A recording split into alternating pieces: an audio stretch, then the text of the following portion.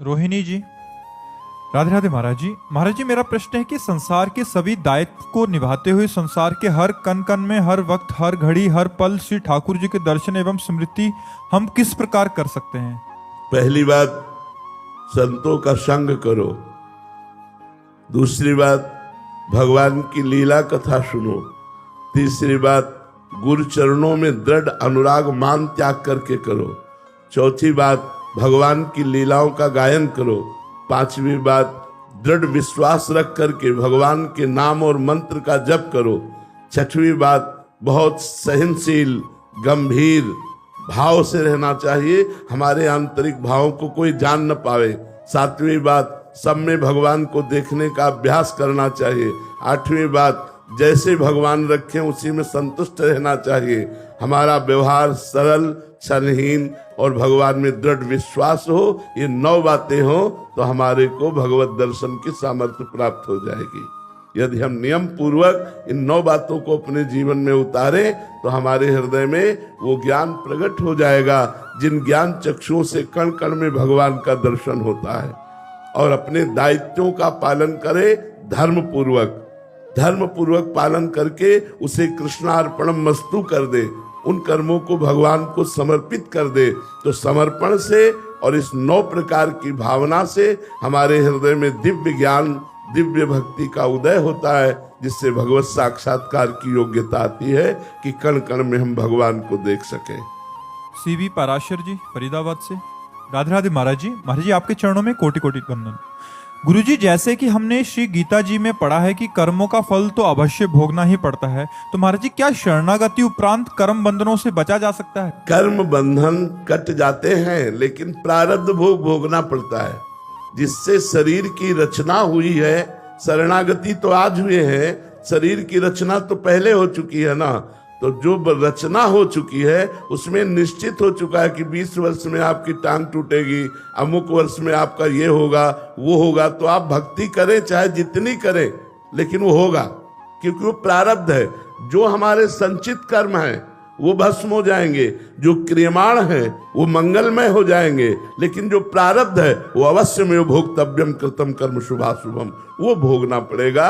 ये तैयारी रखनी चाहिए उपासक को। ये न सोचे कि भजन करके हम जड़ से इन प्रारब्ध को मिटा देंगे। नहीं, प्रारब्ध भोगना पड़ा है बड़े बड़े महर्षियों को, ब्रह्म ऋषियों को, महात्माओं को।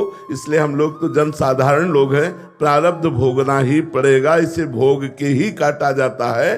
हाँ, 2 प्रकार के कर्मों का नाश हो जाएगा, एक तो संचित कर्म और दूसरे क्रियमाण। क्रियमाण भगवद अर्पित है, इसलिए निष्प्रभावित हो गए, और संचित कर्म भगवान की शरणागति से भस्म हो जाते हैं, और प्रारब्ध को भगवान की स्मृति में डूबकर हम भोग लेते हैं और हम भगवत प्राप्त हो जाते हैं। समझ में आई बात? अनिल सिंह जी, बिहार से। राधे राधे महाराज जी। महाराज जी, प्रेम और मोह में अंतर कैसे समझें? शरीर को लेकर जो होता है उसे मोह कहते हैं, स्वरूप को लेकर जो होता है उसे प्रेम कहते हैं। शरीर को लेकर के जो होता है, प्रकृति को लेकर जो होता है उसे मोह कहते हैं, परमात्मा को जो लेकर होता है उसे प्रेम कहते हैं। इसलिए यहां कहीं कोई प्रेम नहीं करता। यहां काम है, राग है, मोह है, आसक्ति है, प्रेम नहीं है। जहां कहीं भी तुम्हें दिखाई दे रहा है जो 2 व्यक्तियों के बीच में, वो काम है। मैं आपसे प्यार करता हूं, आप मुझसे प्यार कीजिए। मैं आपसे प्यार करता हूं, आप मेरी बात मानिए। मैं आपसे प्यार करता हूं, आप हमारी बात को समझिए, हमारी बात को समझिए। क्या हम जैसा चाहें वैसा आप चलिए, वैसा आप करिए, वैसे आप रहिए। ये हुई मोह की बात। प्रेम की बात क्या होती है? मैं आपका हूं, आपको जो चाहिए, जैसे चाहिए, मैं अपने प्राण देने के लिए तैयार हूं। आपके सुख के लिए मेरा जीवन है, यहां मेरे सुख के लिए आपसे प्यार है। तो ये प्यार मोह है, राग है, काम है। जो परमात्मा से होता है उसे प्रेम कहते हैं, जो शरीरों से होता है उसे काम, राग, आसक्ति और मोह के नाम से कहा गया है। समझ पा रहे हैं आप? यहां कितना प्रेम है आपको हम एक उदाहरण में बता दे। आप जिससे प्यार करते हो और वो किसी और से प्यार करने लगे, क्या करोगे आप? आशीर्वाद दोगे आप उससे द्वेष करने लगेंगे, आप नफरत करने लगेंगे। वही प्रेम, ये प्रेम है। प्रेम तो वो है कि बहुत अच्छा हुआ, शायद हम आपके सुख के योग्य नहीं थे, आपके सुख के योग्य ये मिले, मैं जीवन भर आपको आशीर्वाद देता रहूंगा, कभी बाधा नहीं बनूंगा, तुम दोनों सुखी रहो। ये यहां से प्रेम की शुरुआत। इस प्रेम की दम है, अगर वो है तो वो भगवान से जुड़ा हुआ चित्त होगा, तभी ये हो सकता है, नहीं ऐसा नहीं हो सकता। संसार का ये रीति है, संसार का ये प्यार नहीं है।